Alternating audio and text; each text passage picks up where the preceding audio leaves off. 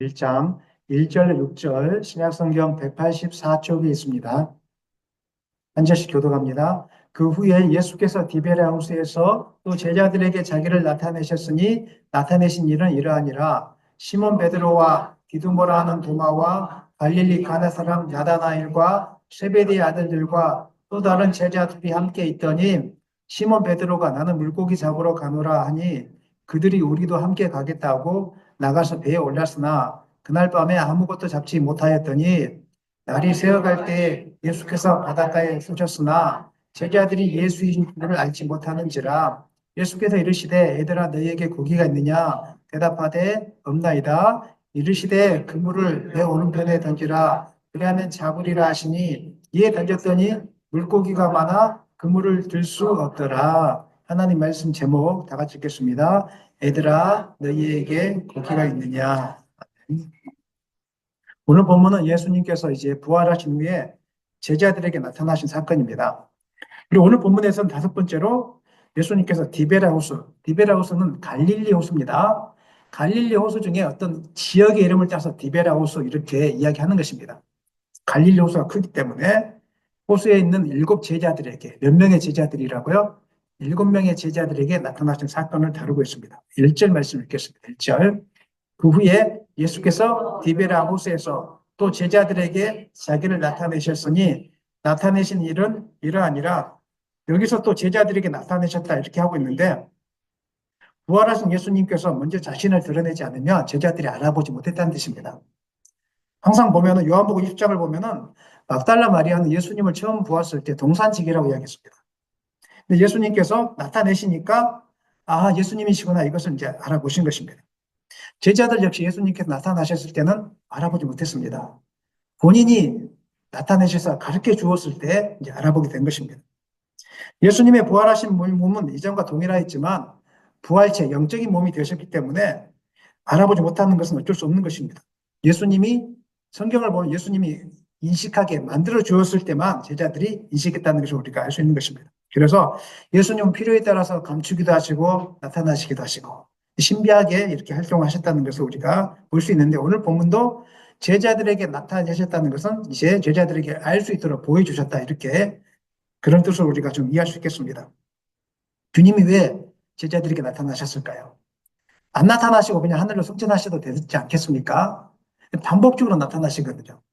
반복적인 것은 특별한 의미가 있겠죠.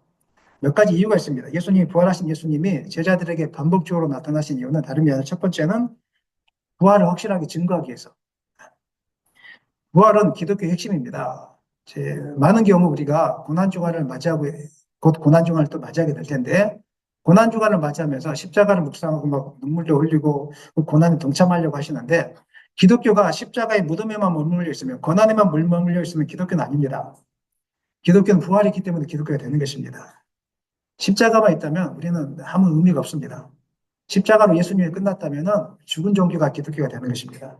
그러나 십자가로 끝나지 않으시고 부활하셨기 때문에 그 십자가가 의미가 있고 생명이 있는 것입니다. 부활은 아주 중요한 것입니다. 예수님의 부활에서 제자들에게 나타나신 이유는 구약에서 말씀하신 그 메시아가 내가 분명하고 부활을 통해서 이 하나님의 구원과 승리가 다 이루어졌다는 것을 나타내 보여주기 위해서 제자들에게 지금 나타나는 것입니다. 수차례 나타나셨습니다.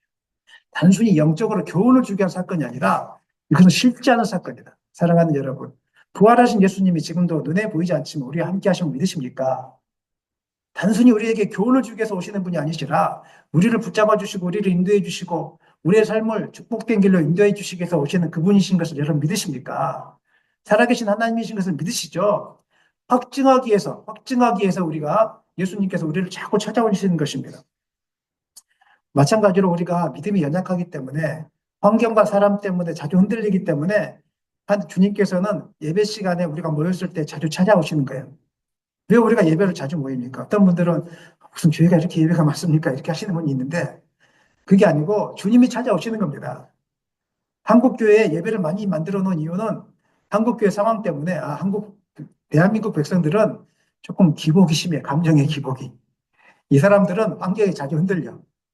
그래서 감정적인 민족이기 때문에 새벽 예배도 만들어 놔야 되고 수요일 기도회도 만들어야 되고 금요일도 만들어야 되고 주일 오전도 만들어야 되고, 주일 오후도 만들어야 되고, 하여튼 이민족은 예배를 많이 만들어야 돼. 근데 이민족이 장점이 있어. 한번 이렇게 많이 모이게 하면 막 불처럼 타올라. 그래가지고 전 세계적으로 빠져나가. 제 말이 좀 맞는 것 같죠? 네.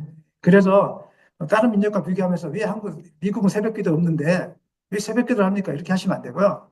주님이 한국 민족을 특별히 만나주기 위한 방법이라는 거예요. 그렇게 이해하시길 원합니다. 하도 기복이 심하니까 조금 오늘 불타오는 것 같지만 일주일 지나고 나면 다 식어져 갖고 오니까 계속 좀 말씀해 주시는 거예요. 부활하신 주님이 제자들에게 자주 나타나셨다는 이유와 똑같은 거예요. 믿음이 있다고 교만하지 말고 또 일주일 살다 보면 또 흐트러지니까 자꾸 예배 시간에 나를 만나.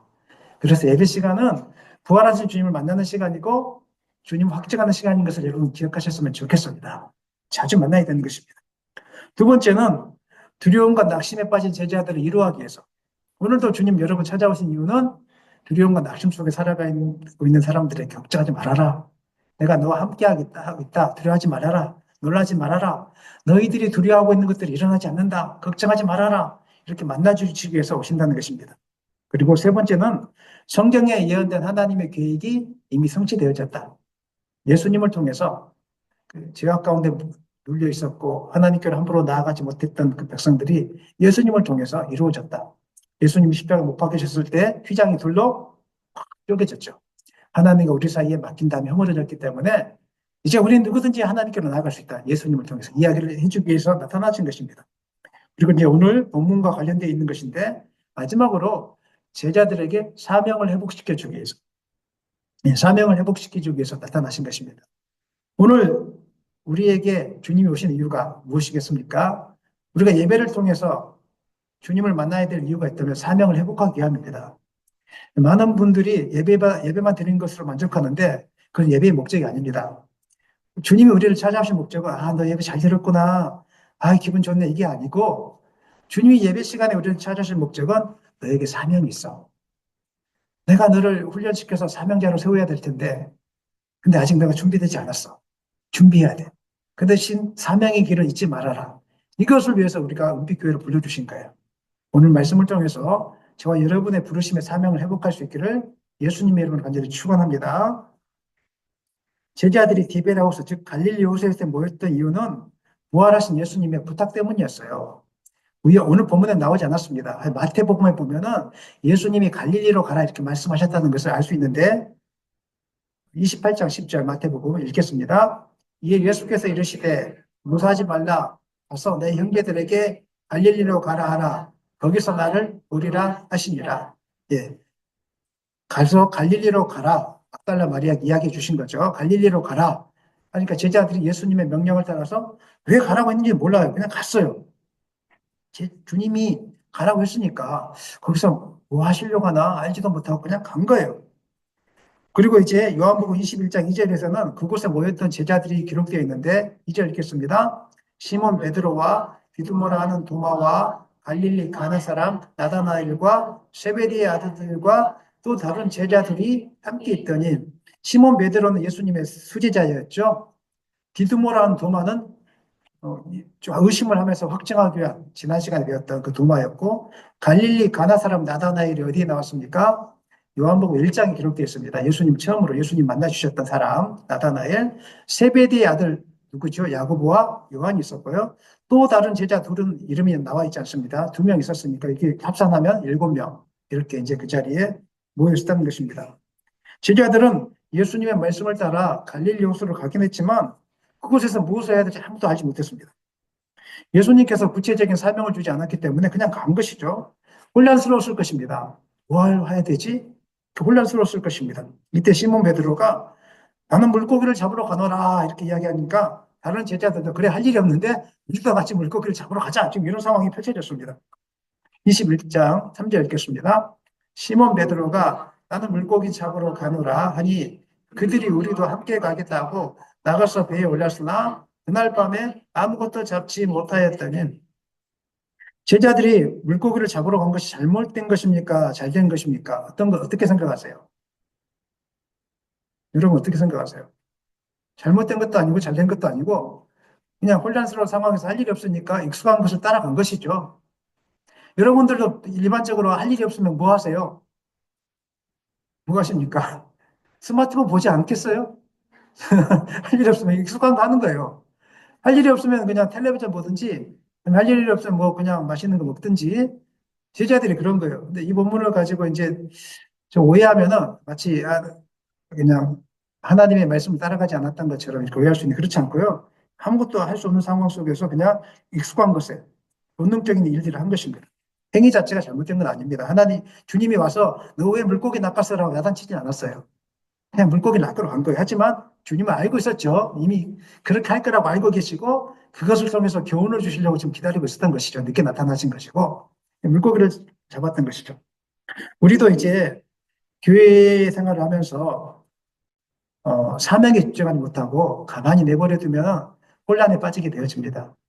예배당에 왔는데 왜 예배를 드리는지 알지 못하게 되고 또 예배를 드리고 가는데 삶이 혼란스럽잖아요. 그러면 그렇게 예배를 드릴 필요가 있을까?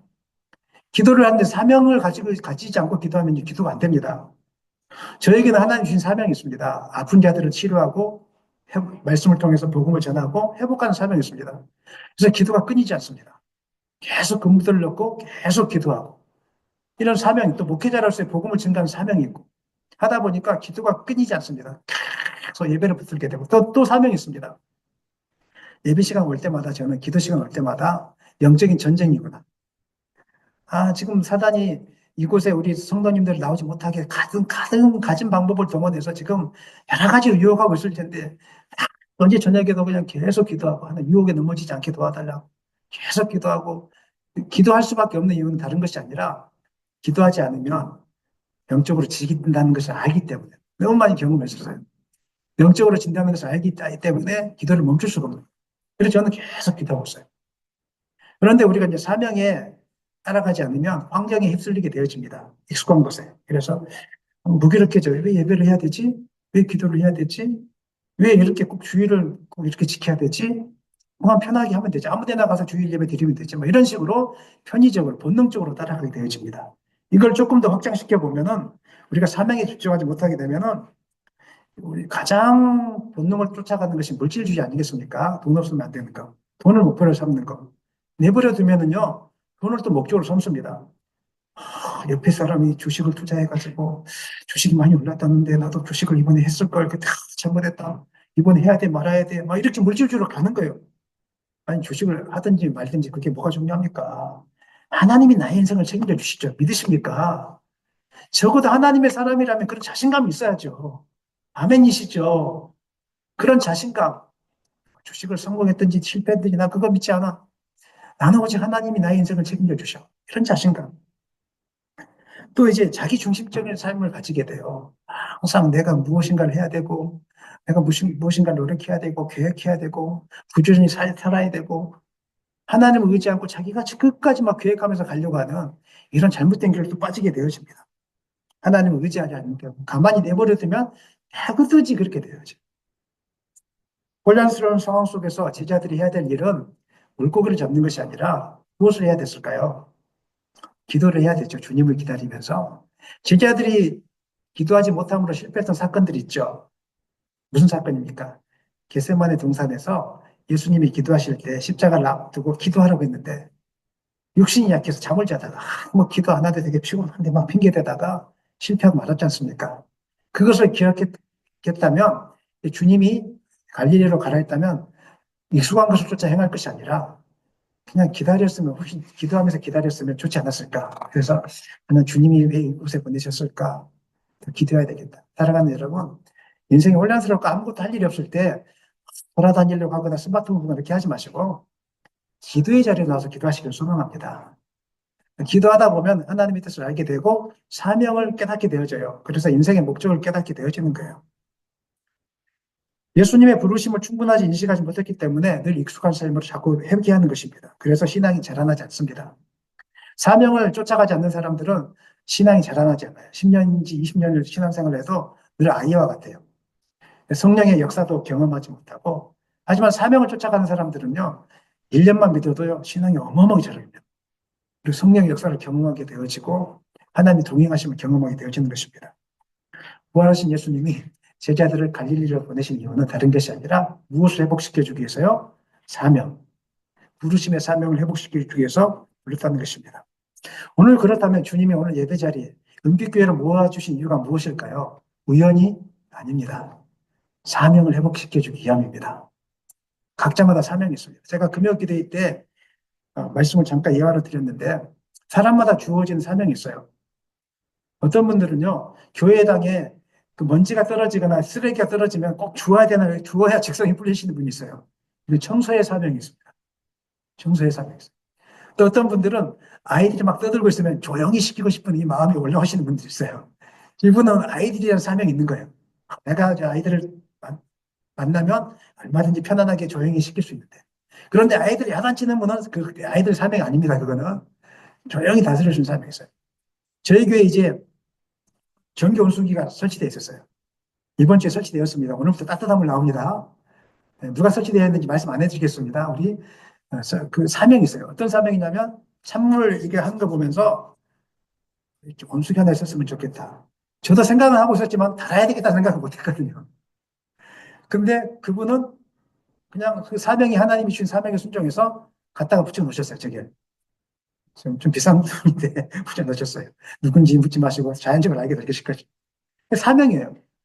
어느 누구도 보지 못한 여러분만의 그 보여지는 것들이 있을 거예요. 그것이 바로 사명이 하나님 주신 사명.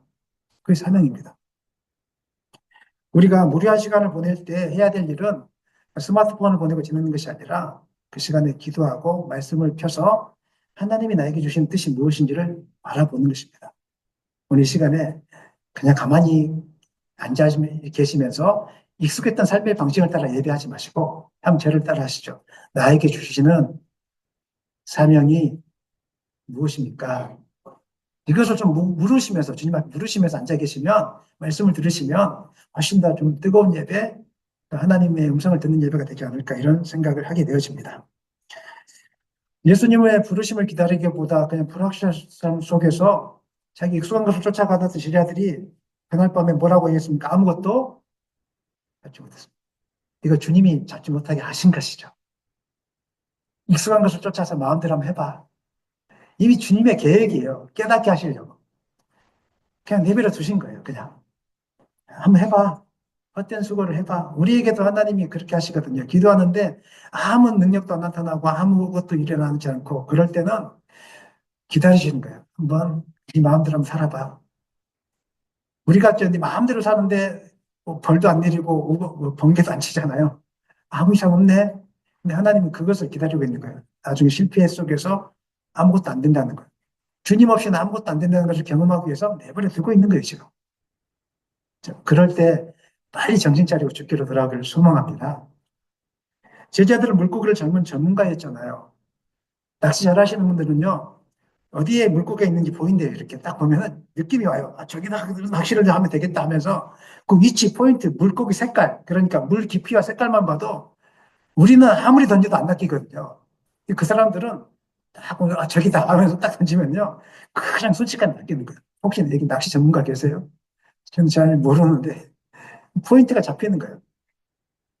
갈릴리옷에 그 물고기 전문가들이 모여서 온갖 경험과 기술을 다 동원했어요. 안 잡혀요.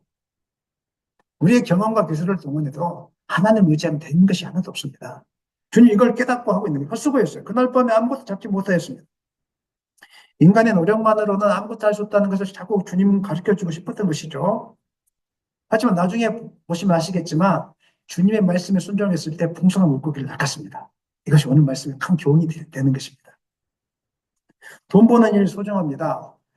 말씀을 통해서 여러분 세상에 관심 두지 말고 하늘나라에 관심 두라고 하니까 돈 버는 거 아무 소용 없겠네요. 그런 뜻은 아닙니다. 돈 버는 거 소중한 일입니다. 그다음에 자신의 재능을 위해서 투자하는 거 아주 소중한 일입니다. 뭐 운전면허를 딴다든지 아니면 무슨 요리사 자격증을 딴다든지 여러분이 뭐 또 운동을 열심히 준비한다든지 너무 소중한 일들입니다. 하지만 그거 다 중요하지만 우리가 주님의 사명을 잃어버리고 그것을 한다면 아무 소용이 없는 일이 되는 것입니다. 제가 열심히 책에 대한 관심이 많아서 책을 열심히 읽어요. 책이 막 아니 철학에 대한 관심이 철학책을 열심히 읽어요. 사명을 잃어버리고 철학책을 읽으면 아무 소용이 없다는 것입니다. 음식에 대한 관심이 많아요. 떡볶이도 해주고 싶고, 막, 피자도 해주고 싶고, 관심이 많아요. 근데 음식에만 관심이 있지, 주님이 왜 그것을 주셨는지, 사명에 대한 관심이 없으면 그 아무 소용이 없다는 거예요. 나중에 그날 밤에 아무것도 잡지 못했는데 맹탕이다. 이렇게 되는 것입니다. 무슨 말입니까? 무슨 열매의 결과가 없다는 뜻도 되겠지만은, 주님 앞에 섰을 때 너 쓰고 있어. 이런 뜻입니다. 여러분 열심히 세상을 살면서 여러 가지 일들을 하고 막 부지런히 막 사는데 사명을 따라서 그것을 하지 않으면 결국은 주님 앞에 섰을 때 맹탕이다. 빈손이다. 아무것도 없다. 이야기를 지금 하고 있는 것입니다. 날이 새어갈 무렵 새벽이죠. 예수님께서 제자들이 실패한 밤을 보내고 있었을 때 이미 아시고 이제 때를 기다리시고 오셨습니다. 그들은 예수님을 알아보지 못했습니다. 읽겠습니다. 날이 새어갈 때에 예수께서 바닷가에 서셨으나 제자들이 예수인 줄을 알지 못하는. 주님은 자기를 나타내실 때만 제자들이 알아본다고 말씀했죠. 그죠? 주님이 나타내실 때만 알아보지 못했습니다. 제자들에게 묻습니다. 읽겠습니다. 예수께서 이르시되 얘들아 너에게 고기가 있느냐 대답하되 있나이다. 고기가 있느냐 왜 그렇게 물으십니까? 한 주님 없이 너희들이 익숙한 생활을 쫓아갔더니 남는 게 있어 이 말이에요.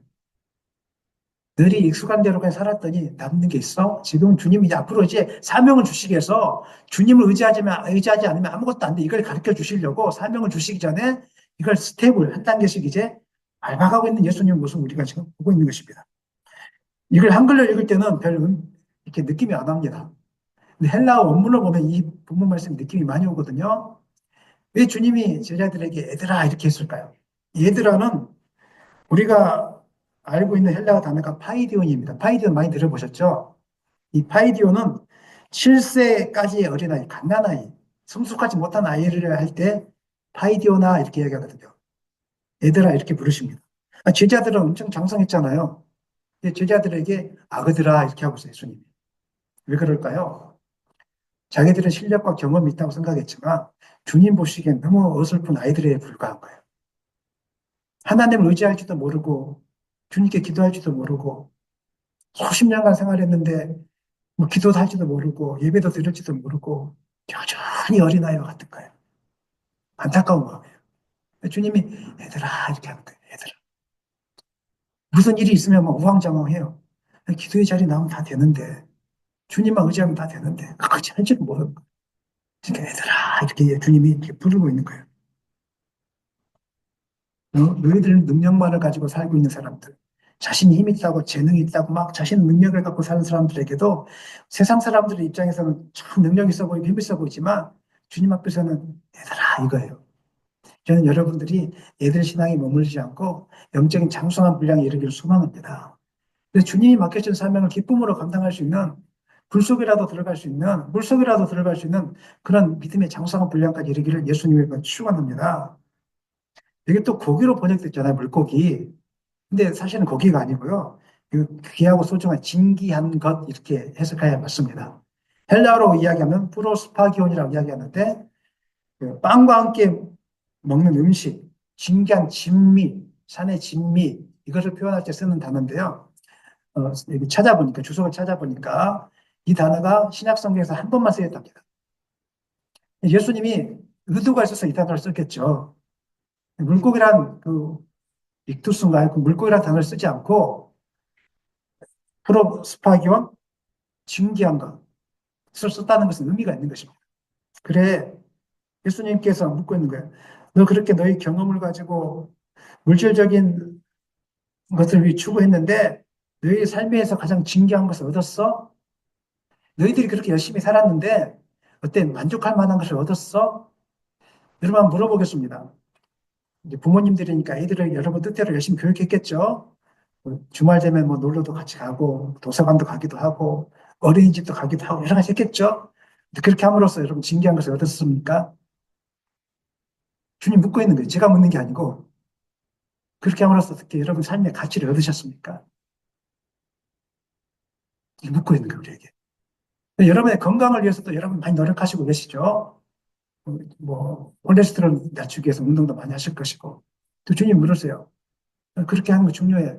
그렇게 하면서 인생에 가장 소중한 것이 무엇인지 발견했어? 무엇을 위해서 살고 있죠, 지금? 무엇을 이렇게 그렇게 열심히 살고 있는 거죠? 주님이 지금 우리에게 하고 있는 거예요. 우리 아이들에게 이렇게 이야기하고 있어요. 너 공부를 열심히 하고 있지? 어제 저녁에도 열심히 하고 했을 텐데, 그래, 그렇게 수학 문제 열심히 풀면서 인생의 비밀, 진기한 거 얻었어? 서울대 가니까 진기한 거 얻었어? 진지한 질문인 거예요. 예수님은 이렇게 묻고 있는 거예요. 이 장면은요, 하나님이 부르신 사명에 집중하지 않고 자기 힘을 의지해서 무조건 열심히 살면 인생은 허탕이라는 거예요. 고민하자는 거예요, 우리가 지금. 질문하지 않고 무조건 열심히 사는 인생 아무 의미 없다는 거예요. 무엇을 이렇게 그렇게 열심히 애를 돌보지? 무엇을 이렇게 공부하는 거야? 주님의 사명 없이 사는 인생은 아무것도 얻지 못한 인생이 됩니다. 주님의 사명을 발견하지 못하고 무조건 열심히 살면 허망한 인생이 되어집니다. 주님의 사명 없이 교회를 이렇게 하잖아요. 세우잖아요. 허망해져요. 늘 마음속에 허망한 생각밖에 안 들어요. 내가 이렇게 노력했는데 아무것도 이루어진 것이 없네? 이렇게 되는 거예요. 사명을 위해서 달려가면 눈에 보이는 것은 없을지라도 하나님이 나를 기억하고 있어. 눈에 보이는 것은 누가 나를 알아주지 않을지라도 하나님이 나를 알아주고 있고 내 안에 영적으로 샘솟는 샘이 충분하게 쏟아져 나와. 아멘입니까? 이전 세상에 줄 수 없는 기쁨이 우리 가운데 넘쳐난다는 것입니다. 주님은 우리에게 묻습니다. 너희에게 고기가 있어?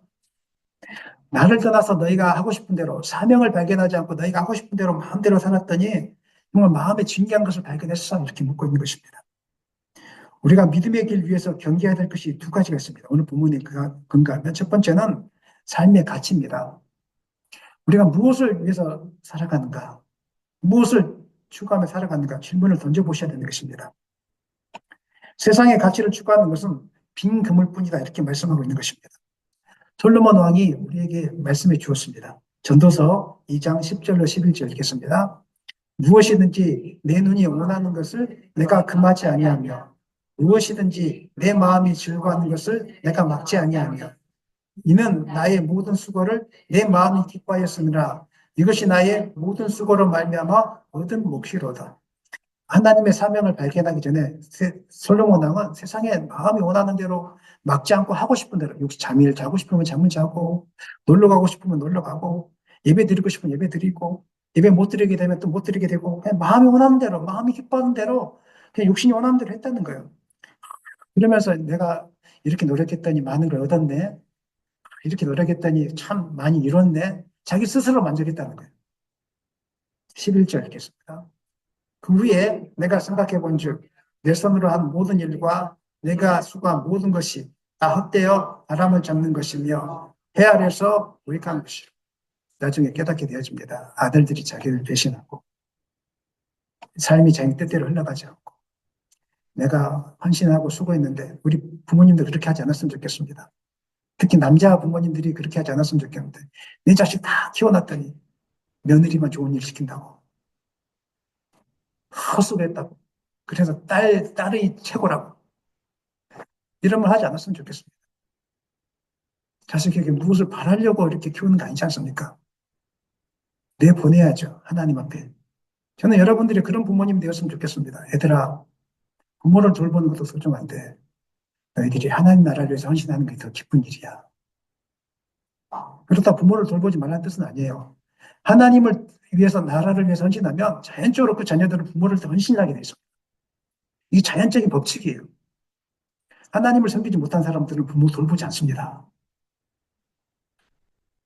묻는 거예요, 우리 가운데. 나중에 돈이 전부인 줄 알고 돈에만 목적을 둔 사람이 병에 걸리기 시작하면 돈이 아무것도 쓸모없네 깨닫게 되어져요. 공부하다가 나중에 서울대 나왔는데 아이가 실패하게 되면 공부 아무 소용이 없다고 이야기합니다. 그렇다고 공부가 필요하다는 뜻도 아닙니다. 무슨 뜻이냐면 이 세상의 목적을 두고 이 세상의 성공과 승리를 목적을 두고 살아가는 사람들은 무슨 일을 하든지 그 뒤에는 허망함밖에 남지 않는다고 솔로몬 왕이 우리에게 말씀해주고 있어요. 그렇게 살지 말아라. 나는 실패했는데 나는 세상의 모든 것 다 가져봤어. 내 사명을 따라가지 않을 때 실패했어. 우리 자손들은 그렇게 하지 않았으면 좋겠어. 하나님 말씀이잖아요.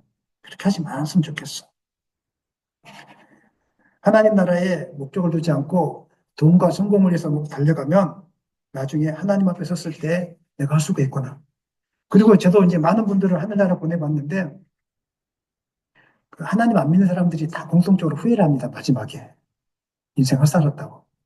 나이가 들면은요, 하나님 안 믿는 사람들이 인생이 되어지는 모습을 보면서 다 후회를 하고 벌벌 떨면서 가게 되어져요. 근데 하나님 믿고 하나님 사명 앞에 충실했던 사람들은 후회하지 않습니다. 기쁨으로 찬양합니다. 이번 주도 제가 이제 서울에 장례식장에 다녀왔거든요. 다녀왔는데 그분 아버님이 이제 시신기증을 하셨어요. 근데 그 가정이 얼마나 기쁨으로 장례식을 맞이하는지 몰라요. 기쁨으로 장례식을 하는데 마지막에는 사진을 찍어 보내왔더니 온 식구가 모여서 하트를 날리면서 후회하지 않는 기쁨의 장례식. 아버님이 가셨지만 아버님 시신을까지 기증하면서 가신 것은 이 땅의 목적이 아니라 하늘나라에 대한 분명한 목적이 있었기 때문에 자녀들이 그것을 본받아서 기쁨으로 정년을 치러주시고 후회되지 않는 그런 모습. 여러분의 마지막이 그렇게 되기를 소망합니다. 성경에서 말씀하고 있는 그리스도인들이 추구해야 될 하나님 나라의 진귀한 가치가 있습니다. 그건 무엇입니까? 하나님 나라를 위해 사는 것, 복음을 위해서 사는 것인 줄 믿으시기를 바랍니다. 하나님 나라를 최고의 가치로 추구하는 사람은 항상 하나님과의 관계를 최우선적으로 여깁니다. 하나님과 관계를 놓치지 않으려고 합니다.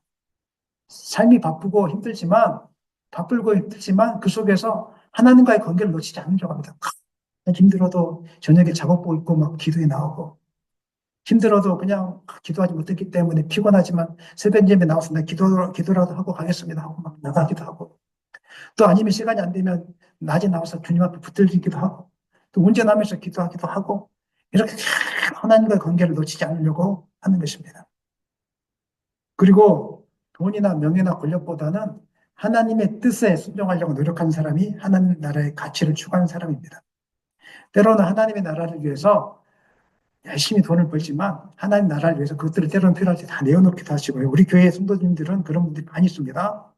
복음을 전하는 것을 목적으로 삼고 직장에서나 학교에서나 말과 행동으로서 그리스도의 사랑을 나타내기도 하고 기회가 있을 때도 복음을 전하기도 하고 그냥 관심이 복음입니다. 저 영혼 구원해야지 하면서 시간이 되는 대로 복음이 증가하기 힘쓰는 것입니다. 그리고 선교하고 전도하는 일에도 힘쓰게 되는 것입니다.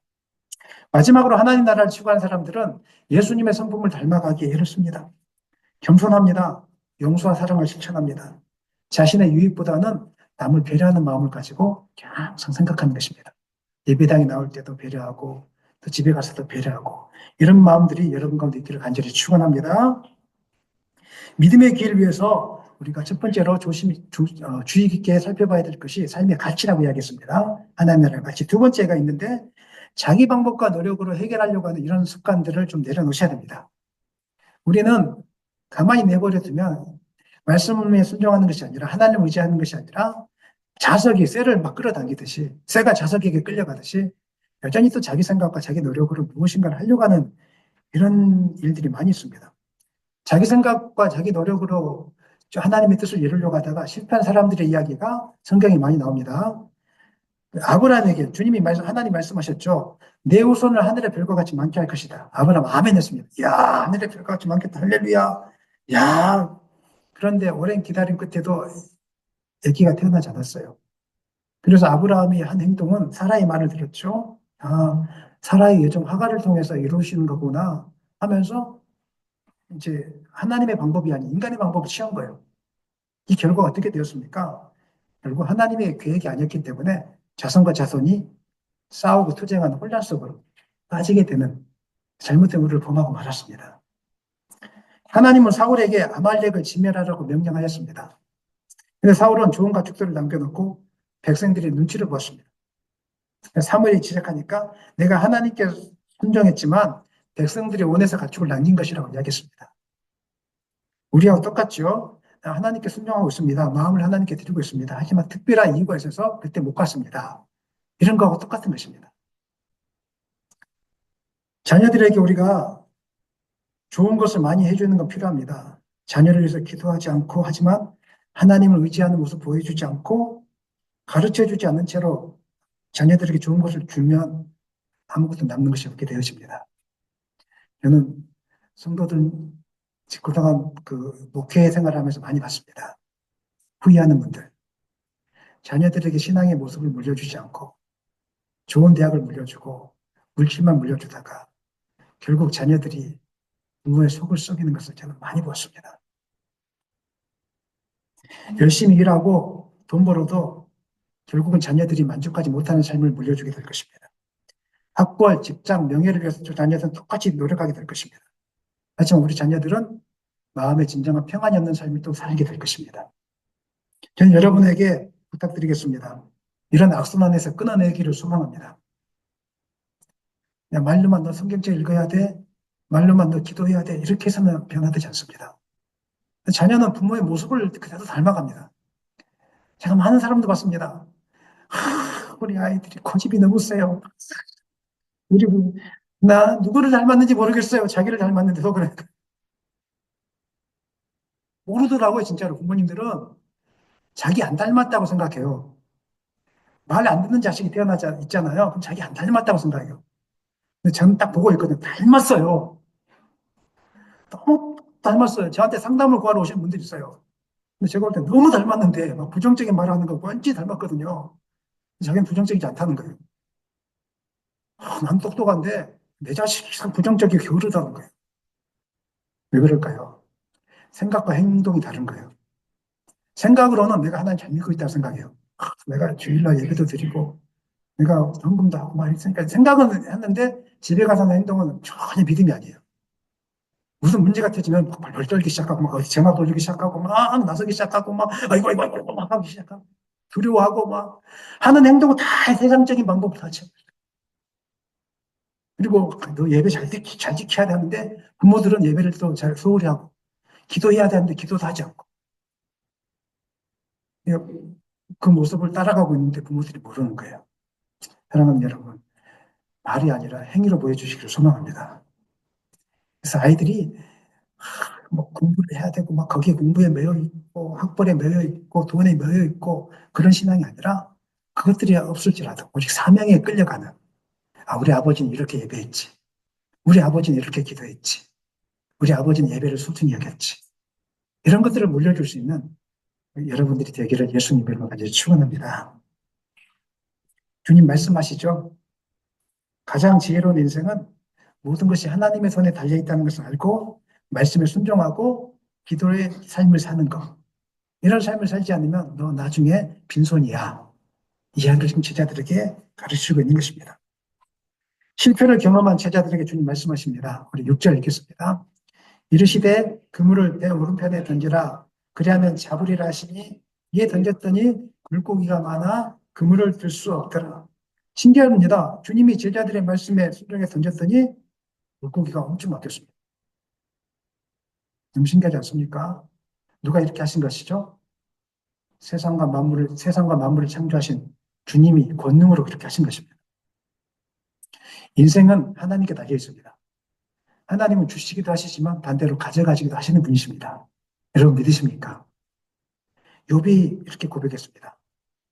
읽겠습니다. 주신 이도 여호와시오, 얻으신 이도 여호와시오니 여호와의 이름이 찬송을 받으시니. 저는 그래서 조심합니다. 교회가 잘 될 때 더 기도합니다. 때로는 교회가 잘 될 때 조금 쉬고 싶은 생각이 들 때도 있거든요. 근데 무슨 생각이 드냐면 내가 겸손하지 않으면 하나님이 거두고 갈 수도 있어. 저는 교회를 세워가는 과정 속에서 많이 겪어봤거든요. 다 되었다고 생각하는데 어느 순간에 썰물처럼 싹 빠져나가더라고요. 그래서 오늘처럼 함께 이렇게 많은 분들이 같이 예배를 드릴 때 그 집에 가면 더 기도합니다. 주여, 다음 주에 주여. 무슨 뜻인지 아시겠죠? 예배에 승리하게 도와주십시오. 그래서 잘 될 때일수록 겸손하게 엎드려서 제가 기도를 하고 있습니다. 왜? 하나님 거두가시니까 순식간에. 풍성한 열매를 맺기 위해서 신앙생활에 중요한 것은 말씀에 순종하는 것입니다. 이해가 되지 않아도 그냥 무조건 순종하시기를 바랍니다. 이해가 되는 범위만큼만 순종하면 하나님의 은혜가 임하지 않습니다. 열왕기하 5장에 아람 왕의 군대 장관 나아만 장군의 병을 고쳐준 사건 여러분 기억하고 계시죠? 그 나아만 장군, 이스라엘 나라의 엘리사라는 선지자에게 가면 자기의 나병이 낫을 수 있다는 것을 소식을 전해서 들었어요. 그래서 가게 됩니다. 그런데 엘리사가 정중하게 맞아주지도 않았고요. 요단강에 7번 들어갔다 오면 나을 것이라는 이 말이 기가 막혔습니다. 순종하지 못했습니다, 처음에. 왜냐하면 자기에게는 병 고침을 이렇게 해줄 거라 생각하지 않았거든요. 자기 생각은 따로 있었어요. 5장 11절 읽겠습니다. 나만이 노하여 물려가며 이르되 내 생각에는 그가 내게로 나서서 그의 하나님 여호와의 이름을 부르고 그의 손을 그 부위에 흔들어 나병을 고칠까 하였더니 주님을 믿으면서 따라갈 때 여러분의 생각들이 있을 거예요. 목사님이 교회를 하려면 이렇게 해야 되는 게 아니야? 왜 저렇게 하지? 저렇게 하면 더 잘 될 텐데. 여러분만의 생각들이 있어요. 또 인생을 살면서 그치 이렇게 해야 되지. 여러분만의 계획들이 있을 거예요. 하나님 기뻐하지 않으세요. 여러분의 생각을 내려놓는 순간에 하나님 역사하세요. 그냥 제가 예를 들어서 할렐루야 다음 주부터 30일 동안 새벽기도 하겠습니다. 그러면 무조건 그냥 아멘 하고 나가면 하나님의 은혜가 임해요. 근데 목사님 이거 아닌데 목사님 요즘 생각해 보십시오. 요즘 누가 그렇게 기도합니까? 그리고 목사님 직장 생활 몰라 그래요. 목사님 직장 생활 해보세요. 이게 가능한 일인가? 이러면 하나님 은혜가 임하지 않는 거예요.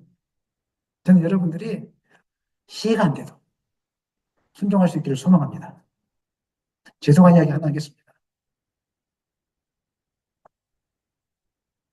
여러분의 인생에서 하나님이 자녀를 데려갈지라도 이해가 되지 않을지라도 아멘 하시겠습니까?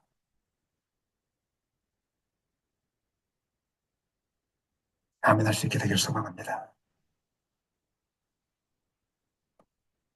인생이 불행한 이유는 내 생각과 내 계획을 갖고 있기 때문에 그런 것입니다. 내 계획을 가지고 그걸 성취하게 달려가기 때문에 그런 것입니다. 하나님 다 내려놓으라고. 제가 이 말을 하기 힘들지만 하나님이 저에게 지금 이 생각을 주신 이유는 자녀들조차도 나한테 맡길 수 있니? 오늘 우리에게 묻고 있는 거예요. 맡길 수 있겠습니까? 그 정도까지 나아가야 하나님의 사명에 순종할 수 있습니다. 내 계획을 꽉 쥐고 있으면 자녀는 하나님 못 내놓겠습니다. 꽉 쥐고 있으면 아무것도 이룰 수가 없습니다. 순종하지 않았던 나만 장군이 미친 자가 순종하게 되어집니다. 13절 읽겠습니다. 그의 종들이 나와서 말하 이르되 내 아버지여 선지자가 당신에게 큰일을 행하라 말하였다며 행하지 아니하였으리까 하물며 당신에게 이르기를 씻어 깨끗하게 하라 함이리까 하니. 아니 생각 좀 버려놓고 시킨 대로 해보십시오. 했더니 나병이 깨끗하게 나는 기적을 경험했다는 것입니다. 주님의 사명에 주님의 사명을 따라가기 위해서 우리에게 필요한 것은 내 생각과 내 계획을 다 내려놓는 것입니다. 오늘 이 시간에 다 내려놓기를 소망합니다. 이루고 싶었던 것들, 내가 원하는 것들, 자녀에게 야단치는 이유도 다른 것이 아니라 내가 이루고 싶은 것이 있는데 자녀들이 안 따라주니까 야단치는 것일 수도 있습니다. 혹시 그런 것은 아닌지 한번 여러분 알아보셨으면 좋겠고. 또 여러분이 그동안 인생을 살면서 내가 이것을 부족했기 때문에 우리 자녀들이 이것을 더 가졌으면 좋겠다라는 것 때문에 자녀들에게 뭔가를 시키지 않는지 한번 돌아보시기 바랍니다. 하나님의 계획은 다를 수 있어요. 하나님의 계획은 완전히 다를 수 있어요. 기도하셔야 돼요. 하나님 우리 자녀를 향한 계획이 무엇인지. 내가 부족한 것을 자녀들에게 충족하려고 하다가 해보십시오. 빈손밖에 남지 않습니다. 우리 아이들 진로 선택에서 직업 선택할 때 제가 말씀드렸지만 조금 전에 처음에 돈을 따라 안 갔으면 좋겠어요. 야, 이거 직장 가면 좋아. 돈도 많이 주고 복지 혜택이 많이 줘. 우리는 그것이 사명이 아니에요. 하나님 기도하다가 하나님이 이끄시는 데 내가 가겠습니다. 아멘이시죠? 근데 자녀들에게 제가 우리 자녀들을 키울 때 늘 이야기했어요. 너가 원하지 않는 대학에 갔다고 실망하지 마. 그 다음, 이 대학에 너가 순종하면 그 다음 스텝은 하나님이 인도해 주실 거야. 기도해. 처음에는 실망이에요. 근데 기도하면서 가잖아요. 하나님이 생각지도 못했던 길들을 예비하고 있는 거예요. 오늘 아이들에게 말씀드리고 싶은 것은 내 계획대로 내 능력만큼만 해야지 이런 생각 버리고 내가 능력 이만큼 되니까 나는 더 좋은 데로 가야 돼 이런 생각도 버리고 저를 한번 따라하시죠. 하나님이 이끄시는 것이면 어디든지 순종하겠습니다. 이런 자세가 바로 하나님께 내 생각과 내 계획을 버리고 맡기는 믿음의 모습이라는 것입니다. 말씀 마무리하겠습니다. 우리의 신앙은 영적 어린아이의 단계에서 벗어나 장성한 분량까지 이래야 될 줄 믿습니다. 자기 계획, 자기 생각 여전히 가지고 있으면 어린아이 단계에서 벗어나지 못합니다. 하나님께 다 맡기는 단계로 나아가야 될 줄을 믿으시기를 바랍니다. 자기 생각 가지고 있으면 혼란한 생각, 상황들이 찾아올 때 늘 익숙한 대로 또 물질주의, 자기 중심적인 삶, 하나님 의지하지 않는 그런 삶 속에 빠지게 될 것입니다. 그러나 우리가 하나님 중심적으로 갈 때, 하나님 나라의 가치관을 가지고 갈 때, 우리는 이것들을 버리게 될 것이고, 하나님 주신 풍성한 은혜를 누리게 될 것입니다. 평생 동안 일상 속에서도 사명을 기억하심으로, 또 하나님과 동행하심으로, 하나님의 뜻에 순종하심으로, 하나님 기뻐하시는 풍성한 열매를 맺으시는 여러분 되시기를, 성숙해지는 여러분 되시기를 예수님의 이름으로 간절히 축원합니다.